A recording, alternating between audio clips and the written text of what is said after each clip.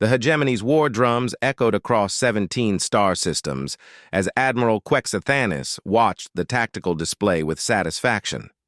1 million autonomous hunter-killers, the pride of the Velthari war machine, streaked through hyperspace toward their singular target, a single human vessel that had dared to defy the galaxy's most powerful alliance. The ship in question, Sovereign's Defiance, hung motionless in the void near the asteroid belt of Kepler 442. Its hull bore the scars of 100 battles, patchwork repairs telling the story of humanity's desperate resistance against the hegemony's expansion. Captain Brex Calemont stood on the bridge, his weathered hands gripping the command rail as he studied the approaching swarm on his sensors. "They're really pulling out all the stops this time," muttered his first officer, Lysa Vex, her cybernetic eye whirring as it processed the incoming data streams. 1 million drones, Brex! That's enough firepower to glass a moon." Calemont's scarred face remained impassive. 30 years of fighting the hegemony had taught him that fear was a luxury he couldn't afford. Around him, his crew of 43 moved with practiced efficiency. Engineers, gunners, pilots, and hackers who had chosen exile over submission when Earth fell to the Velthari occupation. "Status report," Calemont commanded. "All systems nominal," replied Chief Engineer Zephyr Thane from her station. "The modifications you ordered are complete, though I still think you're completely insane." "Weapons hot," added Gunner Vex Wraith, his massive frame hunched over the targeting console. "Though against 1 million drones, we might as well be throwing rocks." Communications Officer Naya Flux looked up from her console, her pale face reflecting the blue glow of encrypted channels. "Captain, we're receiving surrender demands on all frequencies. The hegemony is offering one final chance to submit to trial on Velthar Prime." Calemont's laugh was bitter. Trial. As if there's any doubt about the verdict. He keyed the ship wide. "Calm. All hands, this is the captain. You know what's coming. In approximately 17 minutes, we'll face odds that no military tactician would consider survivable. The hegemony wants to make an example of us, the last free human ship in known space." He paused, looking around at faces that had become family over years of running, fighting, dying, and somehow surviving. But they've made one critical error. They assume we'll fight like they expect humans to fight. Today, we remind the galaxy why Earth's children earned their reputation as the most unpredictable species in the void. The bridge fell silent except for the steady hum of the ship's systems. Through the viewport, the first glimmers of the drone swarm became visible, a metallic cloud that seemed to devour stars as it approached. 15 minutes to contact," Flux announced. Calemont moved to his command chair, fingers dancing over hidden controls that armed systems the hegemony didn't know existed. "Remember, everyone, we're not just fighting for ourselves. Every human in hegemony space, every species they've conquered, every world they've enslaved, they're all watching, even if they don't know it." The tactical display showed the drones spreading into a perfect spherical formation, their AI minds calculating optimal attack vectors and crossfire patterns. Each drone carried enough antimatter to vaporize a city block, their collective firepower capable of reducing a planet's surface to molten slag. 10 minutes, Flux called out. "Final systems check," Calemont ordered. "Thane, are the resonance matrices stable?" Green across the board. "Though if your theory is wrong, then we die quickly instead of slowly. I'll take those odds." Calemont's eyes blazed with a fire that had kept him fighting when every rational voice screamed surrender. "All stations, prepare for Operation Prometheus." The Sovereign's Defiance powered up systems that existed nowhere in any technical manual, cobbled together from salvaged hegemony tech, human ingenuity, and the desperate inspiration of a species, with nothing left to lose. The first wave struck like an avalanche of starfire. 10,000 drones opened fire simultaneously, their particle beams converging on the Sovereign's Defiance from every conceivable angle. The human ship's shields flared brilliant white, then began to fail under the impossible barrage. Sections of hull armor sublimated into plasma as coherent energy tore through defensive layers that should have withstood anything short of a stellar bombardment. But Caillemot had not survived 30 years by playing by conventional rules. Phase 1, execute, he barked. The Sovereign's defiance didn't try to dodge the incoming fire. Instead, it seemed to absorb it, its modified hull plating drinking in the directed energy like a sponge soaking up water. Hidden conduits throughout the ship channeled the absorbed power into massive capacitor arrays that Thane had jury-rigged from salvaged hegemony power cores. Energy absorption at 40% capacity, Thane reported, her voice tight with concentration. Hull temperature rising but within tolerance. The drones, operating under standard hegemony tactical doctrine, increased their rate of fire when their initial volley failed to achieve immediate destruction. More beams lanced out, followed by waves of antimatter torpedoes that detonated against the ship's increasingly strained shields. Aboard the hegemony command ship Eternal Dominion, Admiral Quexthanis frowned at the tactical readouts. The human vessel should have been vapor by now, yet it continued to endure punishment that would have destroyed a heavy cruiser. Analysis, the Admiral demanded. Unknown energy absorption mechanism, reported the tactical officer. The human ship appears to be channeling our weapons fire into internal systems. Quexthanis's 4 eyes narrowed with suspicion. Impossible. Their technology is primitive. But even as the Admiral spoke, the Sovereign's defiance began to change. Strange. Harmonics rippled through space around the vessel as systems never intended to work together found synchronization. The absorbed energy from 10,000 particle beams was being converted, refined, and prepared for release. 60% capacity, Thane announced. Resonance cascade building, Prometheus arrays are responding. On the bridge, Vex watched her, instruments with growing amazement. Brex, the quantum signature readings are off the charts. What exactly did you build? Caillemot's smile was grimmer than death itself. Something the hegemony won't expect.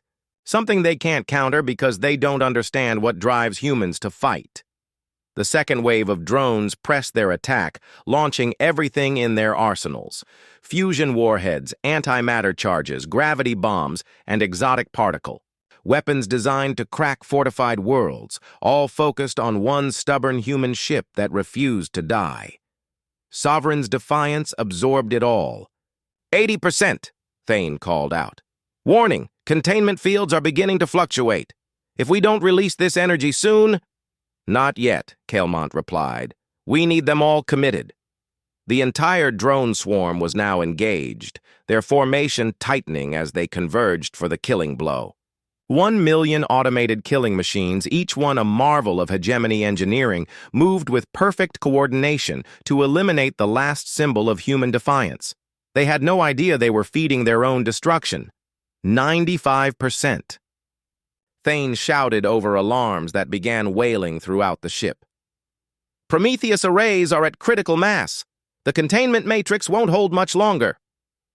Caillemot watched the tactical display as the final drones moved into position. The entire swarm was now within the kill zone, their formations perfect, their targeting solutions optimal. They had committed everything to this moment, confident in their overwhelming numerical superiority. Now, Caillemot whispered. Then, louder, all hands brace for Prometheus release, Phase 2, execute. The Sovereign's defiance had spent the last 18 minutes absorbing the concentrated firepower of 1 million war machines. Now, in one impossible moment, it gave it all back, but not as separate beams or individual explosions. The absorbed energy had been processed, harmonized, and unified into something that transcended the sum of its parts. The ship's modified hull began to resonate at a frequency that bypassed known physics, creating ripples in space-time itself. What emerged from the Sovereign's defiance wasn't a weapon in any conventional sense. It was a wave of pure dissolution. that expanded outward at the speed of causality itself, carrying with it the echo of every particle beam, every explosion, every joule of energy the drones had expended in their attack. The wave touched the nearest drones, and they simply stopped existing. Space itself screamed. The dissolution wave expanded outward from the Sovereign's defiance like ripples on a cosmic pond, but these ripples carried the concentrated fury of 1,000,000 weapons turned back upon their creators, the war. Nearest drones didn't explode or break apart. They simply ceased, their matter unraveling at the quantum level as the wave passed through them. Admiral Quexathanis stared at the tactical display in horror as red dots began disappearing by the thousands. "What is that phenomenon?" he demanded. "Unknown, Admiral," the tactical officer replied, his voice cracking with fear. "Our sensors can't properly analyze it. It appears to be some form of quantum dissolution field, but the energy signatures are impossible. It's as if space itself is rejecting the presence of our drones." The wave continued its expansion, and with each passing second, more of the hegemony's perfect war machines winked out of existence. The drone's AI systems tried to compute an appropriate response, but there was no protocol for defending against an attack that worked by convincing reality that you had never existed in the first place. Aboard the Sovereign's Defiance, the crew watched in stunned silence as their instruments tracked the wave's progress. Chief Engineer Thane monitored the ship's systems with trembling hands, hardly believing that her modifications had actually worked. "How?" whispered Vex, her cybernetic eye processing data streams that made no conventional sense. "How is this possible?" Caelmont leaned back in his command chair, suddenly looking every one of his 63 years. "Humans have always been good at one thing, Vex. We're survivors. When the universe tries to kill us, we don't just adapt. We turn the universe's own weapons against it." He gestured toward the expanding wave of dissolution. "Every species in the hegemony thinks in terms of bigger guns, stronger shields, more ships. They fight by trying to overwhelm their enemies with superior technology and numbers. But humans, we fight by changing the rules of the game entirely." The wave had now consumed nearly half the drone swarm, leaving behind only empty space where moments before there had been the most formidable automated fleet in galactic history. The remaining drones attempted to retreat, their tactical algorithms, finally recognizing that they faced something beyond their programming parameters. But the wave was faster. Communications Officer Flux monitored hegemony channels, her face pale as she translated the increasingly panicked transmissions. "Captain, I'm intercepting communications from their command ship. Admiral Quexathanis is ordering an immediate withdrawal to the outer system." "Too late for that," Caelmont replied grimly. "The wave won't dissipate until it's consumed every artificial construct within its resonance field. That includes their command ship if they don't get clear fast enough." On the Eternal Dominion, alarms wailed as the dissolution wave continued its inexorable expansion. The hegemony's finest scientists scrambled to understand what they were witnessing, but their instruments could only measure the wave's effects, not its underlying mechanism. "Estimated time to wave contact?" Admiral Quexathanis demanded. 17 minutes at current expansion rate," came the reply. "Our drives are already at maximum output, but the wave appears to be accelerating." The Admiral's 4 eyes fixed on the tactical display where the last remnants of his 1,000,000 drone fleet were being erased from existence. 3 decades of military service had not prepared him for this moment, the realization that he had just witnessed the annihilation of the hegemony's most powerful weapon by a single human ship. "Send an emergency transmission to the High Command," he ordered. "Priority Alpha classification. The humans possess weapons that transcend our understanding of physics. Current military doctrine is inadequate." Back aboard the Sovereign's Defiance, the crew continued to monitor their impossible victory. The ship's hull still glowed with residual energy from the quantum resonance, but the critical systems were gradually returning to normal parameters. "Wave expansion is slowing," Thane reported. It should reach maximum extent in approximately 8 minutes, then begin to dissipate. Total effective radius will be roughly 4 light minutes. Gunner Wraith looked up from his station, his scarred face showing an expression of awe. "Captain, we just destroyed 1,000,000 combat drones with a single shot. How do we even explain this?" Calemont stood and walked to the main viewport, watching the last few thousand drones vanish into quantum nothingness. "We don't explain it, Wraith. We let the galaxy draw its own conclusions." He turned back to his crew. These 43 souls who had chosen to fight impossible odds rather than submit to tyranny. But I'll tell you what we've really accomplished today. We've just reminded every species in hegemony space that humans don't follow the same rules as everyone else. When they try to crush us with overwhelming force, we find a way to turn that force back on them. The dissolution wave reached its maximum extent and began to fade, leaving behind a sphere of space nearly 8 light minutes in diameter that contained no trace of the hegemony's drone fleet. Only twisted fragments of exotic matter drifted in the void, all that remained of 1,000,000 killing machines. The Sovereign's defiance hung alone in the silence, its hull scarred but intact, its crew alive against all possible odds. But in the depths of space, automated monitoring stations had recorded everything. The quantum echo of the dissolution wave carried more than just destructive force. It carried information.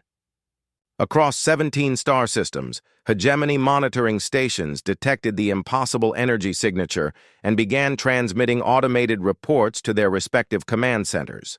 Within hours, the news would reach every corner of the galaxy. A single human ship had annihilated the hegemony's most powerful fleet.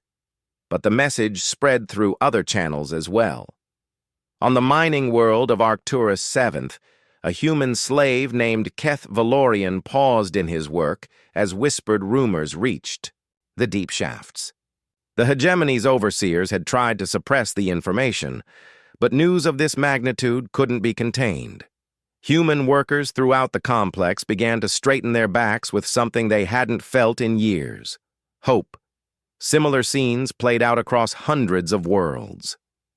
On research stations where human scientists were forced to develop weapons for their conquerors, in agricultural colonies where human farmers fed the hegemony's expansion, in military installations where human prisoners were used for medical experiments. Everywhere, the news spread like wildfire through hidden networks and whispered conversations.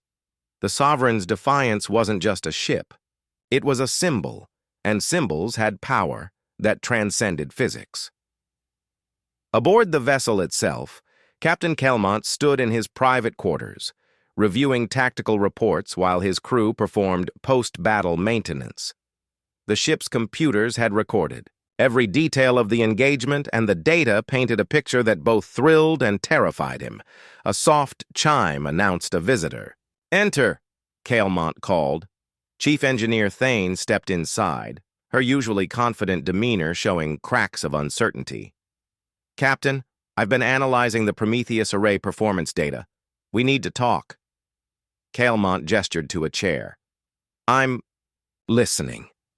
"The quantum resonance effect was more powerful than our calculations predicted," Thane began. "By a factor of roughly 3,000%. The wave should have dissipated after consuming maybe a few hundred drones, not the entire fleet." Calemont raised an eyebrow. "Are you saying we got lucky?" "I'm saying something else augmented our weapon, something we didn't account for in our design parameters." Thane pulled up a holographic display showing energy readings from the battle. "Look at these resonance patterns. There's a secondary harmonic that shouldn't exist based on our modifications alone." The display showed complex waveforms that seemed to pulse with an almost organic rhythm. "What kind of secondary harmonic?" "That's the problem. I don't know. But I have a theory." Thane's voice dropped to barely above a whisper. "What if the Prometheus Array didn't just convert the drone's weapons energy? What if it somehow tapped into something deeper? Something that responds to human will, human determination, human refusal to surrender?" Calemont stared at the energy patterns, seeing something that reminded him uncomfortably of neural activity. You're suggesting our weapon was powered by… what? Emotion? I'm suggesting that humans might be more than the galaxy realizes. We've always been the anomaly, the species that doesn't fit the standard patterns. Maybe there's a reason for that. Before Calemont could respond, the ship's intercom crackled to life. "Captain, to the bridge," came Flux's urgent voice. "We're receiving transmissions from across the sector. You need to hear this." On the bridge, Flux had multiple communication channels open, her console alive with incoming messages. "Captain, we're getting contacted by resistance cells on 12 different worlds. Word of what we did has spread, and they're asking for instructions." Instructions? Calemont frowned. "We're 43 people on one ship. What kind of instructions could we possibly give?" "Listen to this," Flux said, activating one of the transmissions. A woman's voice filled the bridge, speaking in the coded language of the underground resistance. "Phoenix Actual. This is Midnight Station. We've confirmed the Aurora event at coordinates 77 Alpha. Request permission to initiate sunrise protocols. We have 3,000 volunteers ready to move. Please advise." Calemont exchanged glances with his crew. Aurora event was resistance code for a major hegemony defeat. Sunrise protocols meant open revolt. "How many similar messages?" he asked. 47 and counting, Flux replied. "Captain, they're not just asking for permission. They're asking for leadership. They want you to coordinate a sector-wide uprising." The weight of the moment settled on Calemont's shoulders. For 3 decades, he had fought a running battle against impossible odds, never staying in one place long enough to build anything lasting. But now, the galaxy was asking him to stand still long enough to lead. Vex looked up from her tactical console. "Brex, long-range sensors are detecting hegemony fleet movements throughout the sector. They're repositioning forces, pulling back from forward positions. Whatever we did, it has them spooked." "More than spooked," added Wraith. "Look at these intercepts Flux has been monitoring. Hegemony High Command has issued stand-down orders to 3 entire battle groups. They're consolidating their forces around core worlds." Calemont walked to the main viewport, staring out at the debris field that had once been a million combat drones. In the distance, stars wheeled in their ancient patterns, indifferent to the small dramas of organic life. But those stars illuminated worlds where billions of beings lived under hegemony rule, and many of those beings were human. "Open a channel," he said finally. "Secure frequency, resistance encryption. Address it to all contacts." Flux's fingers danced over her console. "Channel open, sir." Calemont took a deep breath. For 30 years, he had been running. Now it was time to stand and fight. The message that went out from the Sovereign's defiance was brief, but it changed the galaxy forever. To all free humans and allied resistance cells, the time for hiding is over. The hegemony has shown they are not invincible. Coordinate with local cells. Prepare for Operation Stormbreak. When you see the second Aurora, rise up. Make them remember that tyranny always falls to those who refuse to yield. Calemont out. Within 72 hours, the effects were visible across 17 star systems. On Kepler 442b, human agricultural workers abandoned their posts and seized control of food distribution centers. On Proxima Station, human technicians sabotaged the manufacturing facilities that produced hegemony weapons. On a dozen mining worlds, human slaves emerged from the deep shafts carrying improvised weapons and 3 decades of accumulated rage. But the most significant changes occurred in places the hegemony had never suspected. Dr. Ilara Voss had spent 15 years working in the hegemony's premier research facility on Vega Prime, developing quantum technologies for their military forces. Like thousands of other human scientists, she had submitted to collaboration as the price of survival. But submission and loyalty were very different things. The resonance cascade data from the Kepler incident, she told her research team during what appeared to be a routine meeting. High Command wants us to develop countermeasures. Her team, 8 humans and 2 sympathetic Altarians, gathered around the holographic display showing the dissolution wave's quantum signatures. To any observer, they appeared to be dedicated researchers analyzing a military threat. They were actually reverse engineering humanity's most powerful weapon. The harmonic frequencies are unlike anything we've seen, observed Dr. Michael Stern, his voice carefully neutral. The energy patterns suggest a form of quantum consciousness interface. Consciousness interface? Asked Dr. Lisa Chen, though her eyes showed she understood perfectly. The weapon appears to respond to human neural patterns, Voss explained. Specifically patterns associated with what we might call survival imperative, the psychological state that emerges when humans face extinction. She manipulated the display, highlighting specific waveforms. If this analysis is correct, then human neural activity under extreme stress can actually influence quantum fields at the macro scale. The implications are revolutionary, finished Stern. If we could harness this effect deliberately, the 2 Altarians in the group, Zek and Vel, exchanged meaningful glances. Their species had been conquered by the hegemony 50 years ago, and they had not forgotten what freedom felt like. Such research would require extensive testing, Vel observed carefully. Perhaps we could requisition a research vessel for field studies. Meanwhile, aboard the Sovereign's Defiance, Cailmont was discovering that victory brought its own complications. His small ship had become the de facto command center for a resistance movement that was growing exponentially. Every day brought new reports of uprisings, sabotage operations, and defections from hegemony forces. "Status report," he called as he entered the bridge. 17 successful operations in the last 24 hours, Vex reported. The mining stations at Wolf 359 are under resistance control. 3 hegemony patrol ships have defected to our cause, and we've received a priority transmission from someone calling himself Professor Phoenix. Cailmont frowned. Professor Phoenix? Flux activated the communication display. A middle-aged human face appeared, speaking in the clinical tones of an academic. "Captain Cailmont, I am Dr. Ilara Voss, senior researcher at the Vega Prime Quantum Institute. I have information crucial to your cause. The weapon you used against... The drone fleet can be replicated, but only under specific conditions. I request immediate extraction for my team." The transmission continued with technical details that made Thane's eyes widen with excitement.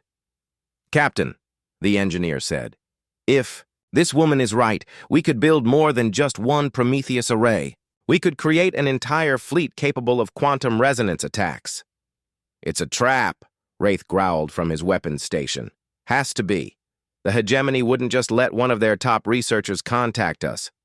"Maybe," Cailmont agreed. "But maybe not. Flux, what's your assessment of the transmission's authenticity?" The communications officer ran the message through her analysis programs. "Encryption is consistent with resistance protocols. Quantum signature matches other confirmed transmissions from the Vega system. I'd say 90% probability it's genuine." Cailmont considered the options. The Sovereign's Defiance was powerful, but it was still just one ship. If they could build a fleet equipped with quantum resonance weapons, plot a course for the Vega system, he decided. But we go in ready, for anything. If it's genuine, we extract the research team. If it's a trap, he smiled grimly. Well, we've survived worse odds. As the ship prepared to jump to hyperspace, none of them realized they were being watched. Deep in the hegemony's most secure intelligence facility, Director Kalthis reviewed the intercepted transmissions with growing unease. The human uprising was spreading faster than the most pessimistic projections had predicted, and now there were indications that they were attempting to reverse engineer their quantum weapon.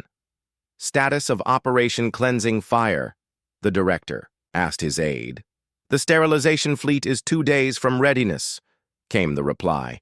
50 dreadnoughts, each equipped with planet-killer weapons. If we cannot contain the human uprising through conventional means, then we eliminate the human species entirely, Kalthus finished. The High Command has authorized total extermination if necessary. Better to rule over ashes than face another quantum resonance event. The director turned back to the tactical displays showing human uprisings spreading like wildfire across the galaxy. Transmit the final ultimatum to all human populations. They have 72 hours to surrender unconditionally, or we begin systematic planetary bombardment. In the depths of space, forces were converging that would determine the fate of 2 species. The storm was about to break. The extraction of Dr. Voss's team from Vega Prime was a masterpiece of precision and desperation. The Sovereign's Defiance dropped out of hyperspace at the edge of the system, its stealth systems masking its approach while Kael'mont's crew monitored hegemony communications with growing alarm.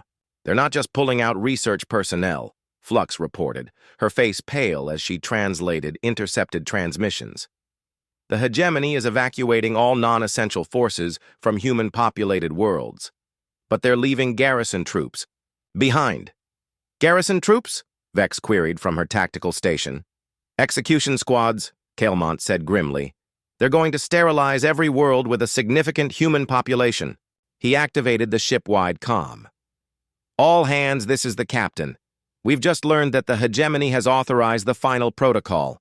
In 60 hours, they begin systematic extermination of the human species. The bridge fell silent except for the hum of the ship's systems.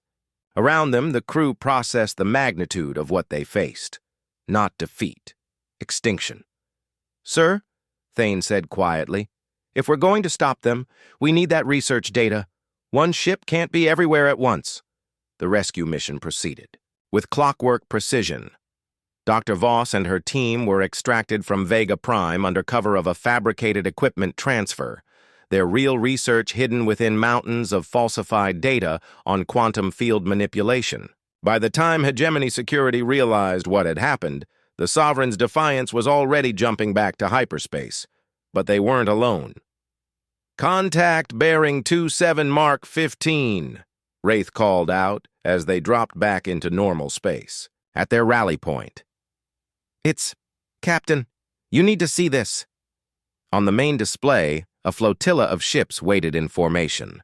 Not just human vessels, but ships from a dozen different species that had suffered under hegemony rule. Altarian science vessels, Corellian frigates, even a massive Thek mining platform converted for war. How many? Kael'mont asked. 237 vessels of various classes, Vex reported. And Captain, they're all flying human resistance identifiers. Admiral Zekthara of the Altarian Liberation Fleet opened a communication channel. Captain Kael'mont, we have monitored your transmissions regarding the final protocol.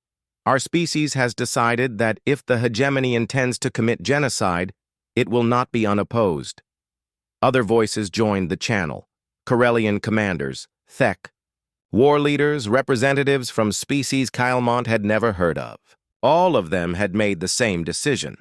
Better to die fighting than to live as slaves to genocidal tyrants. Dr. Voss emerged from her hastily established laboratory, her face showing the exhaustion of 48 hours without sleep. Captain, I've analyzed the data from your quantum resonance event. The good news is that we can replicate the effect.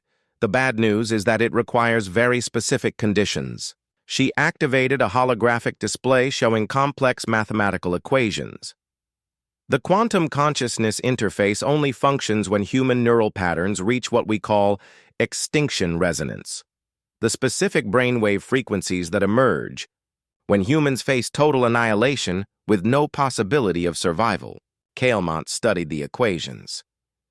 You're saying the weapon only works when we're literally about to die? More than that.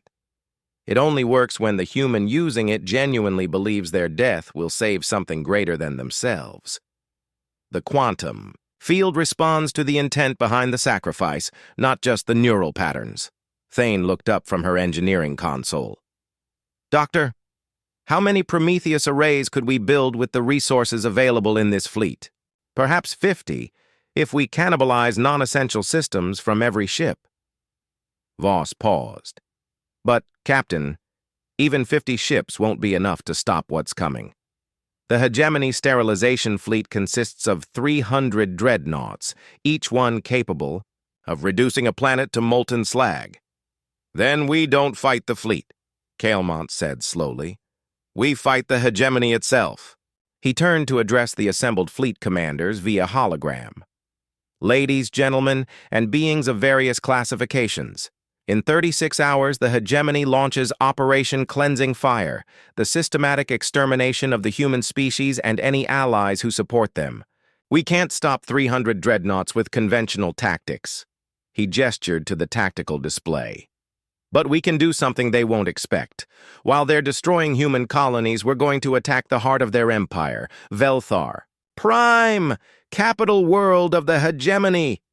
The communication channel erupted with voices, some shocked, others intrigued, many declaring the plan suicidal madness. The capital is defended by orbital fortresses that could stop 1,000 ships, Admiral, Zekthara pointed out. Conventional ships, Cailmont agreed, but not ships equipped with quantum resonance weapons operated by beings who have nothing left to lose. Dr. Voss stepped forward. Captain, the resonance effect requires genuine sacrifice. If your crews know they're going to die, then they'll fight like humans, Cailmont finished. And the universe will remember that some things are worth dying for. On the other side of the galaxy, Hegemony High Command received reports of the assembled resistance fleet with dismissive contempt. 200 ships against the might of an empire that controlled 17 star systems. It was barely worth their attention. They were about to learn why that attitude had always been humanity's greatest advantage. The Battle of Velthar Prime began 37 hours later with a sight that no military academy had ever prepared the hegemony to witness. A fleet of cobbled-together resistance ships dropping out of hyperspace in perfect formation, heading directly toward the most heavily defended world in the galaxy. The hegemony's orbital defense grid responded with devastating efficiency. Massive particle cannons that could crack asteroids focused their fire on the approaching fleet, while wings of elite fighters swarmed outward to engage the attackers. Within minutes, the defenders had achieved a 20-to-1 numerical advantage. It should have been a massacre. But aboard each of the 50 ships equipped with hastily constructed Prometheus arrays, something unprecedented was happening. Human crews, knowing they faced certain death, discovered that they had transcended fear entirely. In its place was something the galaxy had never understood about humanity, the willingness to die not just for survival, but for the idea that tyranny must not be allowed to win. The first quantum resonance wave erupted from the corvette Defiant Spirit as it absorbed the combined fire of 6 orbital platforms. Captain Yara Kelvin, a former mining ship pilot who had never commanded anything larger than a cargo hauler, felt her consciousness merge with the ship's quantum systems as the dissolution field expanded outward. The orbital platforms simply ceased to exist. All ships' Prometheus arrays are active, came Dr. Voss's voice over the fleet comm. Remember, the resonance responds to your intent. Focus on what you're fighting for, not what you're fighting against. Across the fleet, similar scenes played out as ship after ship achieved quantum resonance. The Freedom's Price eliminated an entire squadron of hegemony fighters with a single pulse. The Never Again carved through a dreadnought's hull like it was made of paper. The Last Stand converted an incoming barrage of antimatter torpedoes into pure energy and reflected it back at its attackers. But the cost was enormous. Each use of the quantum resonance array burned out critical ship systems and pushed the human crews to the edge of neural collapse. Captain after captain made the ultimate sacrifice, pouring their life force into weapons that turned physics itself against the enemy. In the capital city below, Hegemony High Command watched their impregnable defenses crumble with growing horror. Fleet Admiral Kexathanis, the same officer who had overseen the drone fleet's annihilation, stared at tactical displays that made no sense. "How many ships have we lost?" he demanded. 47 orbital platforms, 18 defense stations, and 31 capital ships," came the shaken reply. "Sir, our weapons appear to be making their ships more powerful, not less." On the bridge of the Sovereign's Defiance, Caillemot coordinated the final phase of the assault while his own ship's Prometheus array built toward critical resonance. Around him, his crew worked with the calm efficiency of those who had already accepted their fate. "Fleet status," he called out. 32 ships remaining, Vex reported. "The others have either been destroyed or burnt out their arrays." "But Captain, we've broken through the outer defense grid. The planet's surface installations are within range." Below them, Velthar Prime sprawled in all its imperial magnificence, a world city that housed the government apparatus of the galaxy's most powerful empire. Billions of beings lived on its surface, many of them slaves, others willing collaborators in the hegemony's reign of terror. "Open a channel to the planet," Caillemot ordered. Flux established the connection, and Caillemot's voice echoed through every communication system on Velthar Prime. "Citizens of the hegemony, this is Captain Brex Caillemot of the free ship Sovereign's Defiance. For 30 years, your empire has crushed the innocent beneath its boot. Today, you learn that some boots can be too heavy for the ground beneath them." He paused, looking around at his crew one final time. "We do not come as conquerors. We come as consequence. The universe has a way of balancing scales, even when it takes generations to do so." In the hegemony's command center, desperate officials tried to establish communication with their sterilization fleet. But the quantum resonance fields surrounding the planet had disrupted all long-range communications. They were alone, facing an enemy they couldn't understand with weapons that didn't work. "Sir," the tactical officer reported to Admiral Kexathanis, "the human ships are converging on the governmental district. Their energy readings are off the charts." Dr. Voss's voice crackled over the fleet comm. "All remaining ships prepare for synchronized resonance cascade. This is our final contribution to the galaxy's freedom. Make it count." Caillemot felt the familiar sensation as his ship's array reached critical mass. But this time, it was different. Instead of the raw power of absorbed enemy fire, the resonance was building from something deeper. The accumulated will of every human who had ever refused to surrender, every being who had chosen death over slavery, every soul who believed that some principles were worth any sacrifice. The 32 remaining ships of the Resistance Fleet discharged their arrays simultaneously. The quantum resonance wave that erupted from the combined discharge didn't just dissolve matter. It dissolved the very concept of oppression itself. The wave swept outward from Velthar Prime at faster-than-light speeds, carrying with it a message that transcended language or species. Tyranny is not a natural law of the universe. Across the galaxy, beings under hegemony rule felt something, change in the deepest parts of their consciousness. Slaves on mining worlds straightened their backs and looked their overseers in the eye. Prisoners in detention centers found that locked doors no longer seemed so impassable. Collaborators in positions of power suddenly remembered what they had once believed in. The wave reached the hegemony sterilization fleet just as they prepared to bombard their first target world. Fleet Admiral Korthax watched in amazement as his crews simply stopped following orders, not in rebellion, but in a sudden recognition that the orders themselves were meaningless. "Sir," his communications officer reported, "we're receiving reports from across the fleet. Our personnel are refusing to carry out the extermination protocol. They say—" The officer paused, confused. "They say they remember who they used to be." On Velthar Prime, the governmental district had become a crater of fused glass. But the rest of the planet remained intact. The hegemony's leadership was gone, but its billions of citizens lived on, changed, awakened, freed from the psychological chains that had bound them to an empire built on fear. The Sovereign's Defiance and her sister ships were gone, their sacrifice complete. But their final transmission continued to echo across the galaxy. To every being who hears this message, you are not alone, you are not powerless, you are not forgotten. The universe remembers those who choose to stand rather than kneel, and it will always provide a way for courage to triumph over tyranny. The fight for freedom never ends, but neither does the hope that makes that fight worthwhile. 1 year later, Ambassador Keth Valorian, former slave, current representative of the Free Worlds Coalition, stood before the ruins of the hegemony's Capitol building on Velthar Prime. The massive structure had been left as a monument, a reminder of what happened when power became divorced from justice. The quantum resonance effect has been studied extensively, he told the assembled representatives from 47 liberated worlds.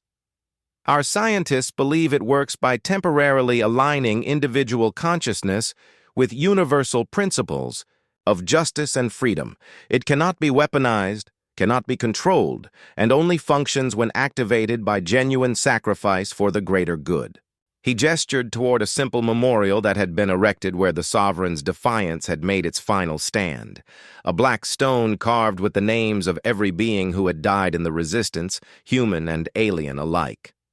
Captain Cailmont and his crew gave us more than victory, Valorian continued. They gave us proof that some things in this universe are more powerful than weapons, more enduring than empires, and more valuable than life itself. Above them, the first ships of the Free World's fleet patrolled peacefully, their crews composed of former enemies working together to ensure that no single species would ever again hold absolute power over others. The hegemony was gone, but its lesson remained. The universe itself resists tyranny and will always provide a way for those brave enough to fight for what is right. Sometimes that way requires sacrifice beyond measure. Sometimes it requires giving up everything for the chance that others might live free. But the universe remembers, and in that memory, the dead live on, their courage echoing through quantum fields and consciousness itself, a permanent reminder that freedom is not just worth fighting for, it's worth everything. The last words of Captain Brex Cailmont, transmitted, as his ship dissolved into quantum foam, had become the motto of the new galactic order. They thought they could crush the human spirit by crushing human bodies. They forgot that the human spirit doesn't live in bodies alone. It lives in the choice to never surrender no matter the cost, and that choice, once made, becomes eternal. In the depths of space, Wreckage still drifted from the Battle of Velthar Prime. But it was no longer silent. If you knew how to listen, if you had the right kind of instruments, you could still hear the echo of that final transmission. A song of defiance that would continue until the last star burned out, reminding the universe that some defeats are victories, some endings are beginnings, and some silences speak louder than any words ever could. The humans had kept their promise. They had made the galaxy remember, and the galaxy would never forget.